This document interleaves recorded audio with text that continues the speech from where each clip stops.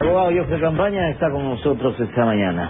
Abogado, ¿qué pasa? ¿Se divide Guayas, se cercena Guayas o realmente es un reconocimiento a la región peninsular que se genere en la provincia de 24? Buenos días. Buenos días. Yo quisiera creer que es un reconocimiento a la población importantísima de esta región del país. Lamentablemente los hechos demuestran lo contrario. Hay un afán absoluto de confundir las cosas y se confunde Guayaquil y la provincia del Guayas con el Partido Social Cristiano. Yo creo entonces que en muchos los enormes ataques a Guayaquil, a la provincia, esta división, este cercenamiento que es grave desde mi punto de vista, es un afán de atacar a un partido político. Y yo creo que los guayaquileños, los guayacenses, no merecemos esa suerte, ni esas vinculaciones. ¿Pero ha sido el Partido Social Cristiano culpable de la situación de la región peninsular? Mire, yo creo que hay parte de responsabilidad del Partido Social Cristiano y de todos los partidos políticos que tenemos en el Ecuador en la época republicana. Años la región peninsular, o la prefectura, perdón, ha estado administrada por el Partido Social Cristiano. Sin duda que sí. Por ahí y yo creo que hay... No, veamos lo siguiente. Yo creo que hay responsabilidades sin lugar a dudas. Sin lugar a dudas. Y me parece que las responsabilidades en algunos temas se pagan mucho más allá de los hechos. Y pongo un ejemplo. Todo el mundo sabe que el Partido Social Cristiano hace algunos años manejó las Cortes del país. Es una actitud absolutamente criticable. Pero eso no significa que lo que ocurre hoy día en la península sea necesariamente responsabilidad de un partido. ¿Por qué? Si usted analiza las alcaldías, que son en realidad las llamadas a lograr el desarrollo de los pueblos, vamos a tener alcaldías, y cito dos, Machala y Guayaquil, en manos de social cristianos, absolutamente eficientes, absolutamente probas, con un desarrollo vertiginoso que ha colocado a Guayaquil y a Machala, esta actuación, en un lugar preponderante en el país. Que dieron un giro tremendo. Giro absoluto. En el caso de Guayaquil con dos administraciones y en el caso de Machala con la primera administración, en menos de 2 años. En 2 años Machala una transformación. Es decir, y en Salinas, Libertad y Santa Elena tienen tantos años, varios alcaldes y no ha pasado nada. Entonces la pregunta es, esa inoperancia de los alcaldes, porque hay una inoperancia absoluta, ¿es imputable al Partido Social Cristiano? A mí me parece que no, me parece que es injusto imputárselo. Es imputable a un sistema centralista del Estado que no depende del prefecto Lapenti, que ha hecho más de lo que debería hacer en la península, por una razón muy sencilla. Legalmente, el prefecto tiene que atender las zonas rurales de toda la provincia. Así dice la ley. Con limitados recursos. Dentro de esos limitados recursos, cuando usted analiza proporcionalmente en la provincia quién ha recibido tal vez la mayor parte, es precisamente la península.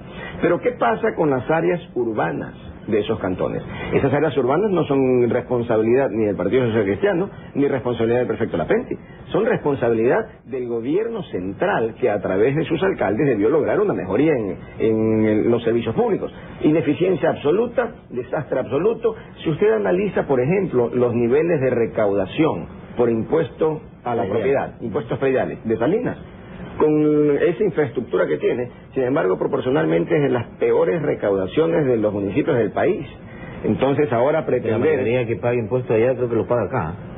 No. El impuesto predial paga en la jurisdicción. Ya, okay. Pero entonces pretender ahora echarle la culpa a Nicolás Lapenti me parece que es un tema absolutamente injusto. Y no solo eso, sino que esa es una visión política, una visión que puede analizarse, que puede discutirse, pero no podemos mezclar la política con el derecho. Y en el caso puntual, lamentablemente, hay un proceso que sigue todavía el día de hoy el Congreso Nacional, absolutamente viciado.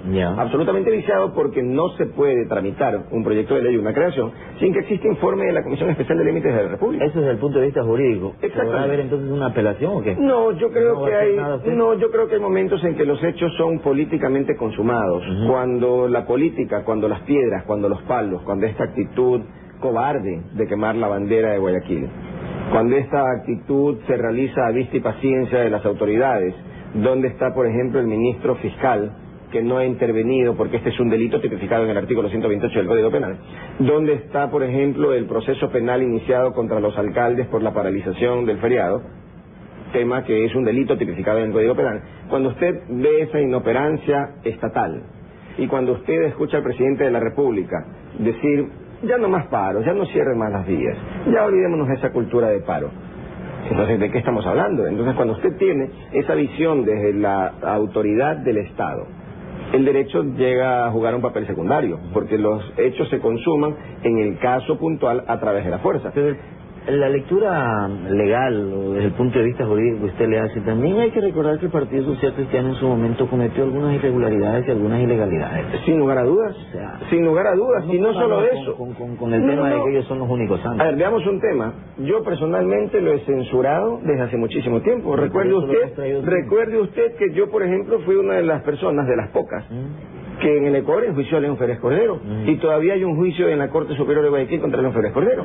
Entonces, yo creo que es importante no hacer una vinculación entre lo que significa el Partido Social Cristiano y la defensa de tesis en un momento dado a favor de una provincia, a favor de una ciudad. Y en ese sentido, este proceso que ha sido liderado sin lugar a dudas por Nicolás Lapenti, me parece que tampoco es un tema que debe mezclarse con la gestión de Nicolás Lapenti con lo que significa el Partido Social Cristiano. El Partido Social Cristiano tiene una enorme responsabilidad en lo que ha pasado en el Ecuador. Enorme, sin lugar a dudas. Al igual que la tienen muchísimos otros partidos. En eso también tenemos que ser absolutamente claros. Pero yo creo que, y por eso le decía al principio, aquí lo que se ha confundido es este ataque a Guayaquil, este cercenamiento a Guayaquil, con un pretendido ataque a un partido que en realidad perjudique a la gente. Y en ese sentido, me parece en este momento que no estamos obrando como ecuatorianos en la forma en que deberíamos obrar.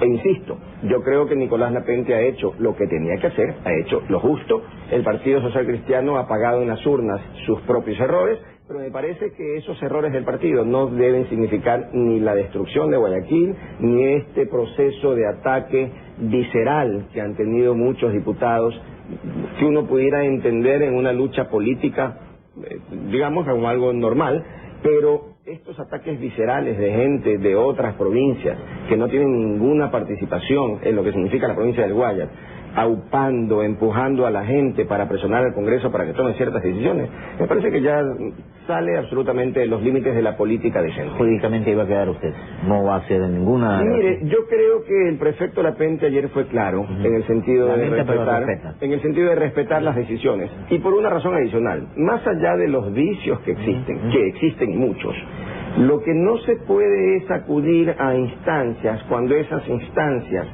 de resolución de conflictos no ofrecen garantías de una actuación imparcial. Entonces, ¿qué sentido tendría ir hoy, por ejemplo, al Tribunal Constitucional, que está en todo el debate para cambiarle el nombre y con eso piensan que van a transformar, y ahora se habla de la Corte Constitucional como si el problema estuviera en cómo se llaman las instituciones, y todo el mundo sabe hoy por hoy, lamentablemente, que el tribunal pues no ofrece toda la garantía que debería ofrecer en el país? ¿Por qué? Porque está inmerso y es parte de un proceso político de cambio. Ojalá la Asamblea traiga como resultado instituciones sólidas. Sería fantástico para el Ecuador. En ese momento habrá que pensar, más allá de que los hechos consumados, cuando ya están consumados, difícilmente tienen marcha atrás. Pero habría que pensar al menos cómo evitar que en el futuro estas circunstancias vuelvan a producirse. Y hay algo que también es muy claro. Ojalá, por el bien de la gente de la península, que este proceso de provincialización funcione para ellos. Ojalá, pero pasa lo que ocurrió con algunas provincias. Exacto, pero mientras tanto, también creo que Guayaquil y la provincia del Guayas, en su desarrollo, en su crecimiento, no puede quedarse estancado. Y hay que mirar al Cantón Playas. Creo que es fundamental y me parece que debería plantearse urgentemente. Sí, pero se olvidan como se olvidaron de la península de Santa Elena. No, por eso le digo, sería importantísimo, por ejemplo, una reunión urgente de lo que es la propia Asamblea Provincial del Guayas para rescatar este tema. Abogado Campaña, no tengo más tiempo, pero fíjese usted, ahora, porque ya hay este problema, entonces atendamos a Playa. Y mientras tanto, Playa pide a grito una buena vía.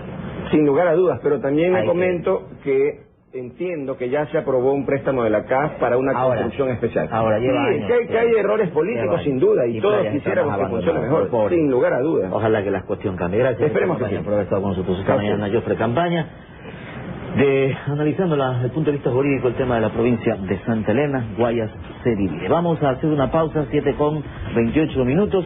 Y enseguida estaremos dialogando con el doctor Juan Ponce, quien es coordinador del Centro de Investigaciones Sociales del Milenio. A propósito, hoy se celebra el Día Internacional de la Erradicación de la Pobreza. Ya volvemos.